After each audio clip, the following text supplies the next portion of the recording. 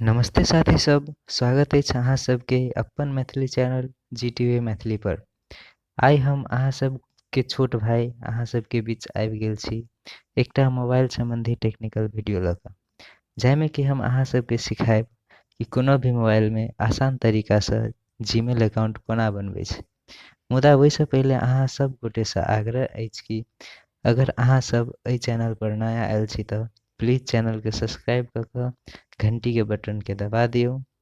साथ ही साथ लाइक, शेयर और कमेंट सेहो कऽ देब से अहाँ सब गोटे से हमर आग्रह अछि।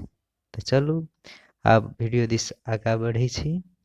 सबसे पहिले अहाँ अपन मोबाइल में क्रोम अथवा गूगल खोजब, तकर बाद ओहिमे क्लिक करब और क्लिक केला के बाद में सर्च आइकन में दबा कऽ जीमेल अकाउंट लिखब, तकर बाद सर्च करब।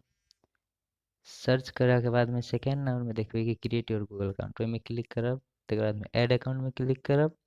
ऐड अकाउंट में क्लिक केला के बाद में कनी देर के बाद अहाँ के पैटर्न मांगत, ओ पैटर्न दऽ देबै। पैटर्न देला के बाद चेकिंग इन्फॉर्मेशन कऽ के आयत, ओ भेला के बाद तकर बाद में एकटा पेज खुलत जाहिमे कि क्रिएट न्यू अकाउंट में क्लिक करब। तकर बाद में फॉर माई सेल्फ, तकर बाद में फर्स्ट नेम अहाँ कोनो दियौ जे अहाँके इच्छा अछि, जेना कि हम देबै फर्स्ट नेम ABCDE, तकर बाद में लास्ट में XYZ किछु दऽ सकै छी। तकर बाद में नेक्स्ट में क्लिक कऽ देबै।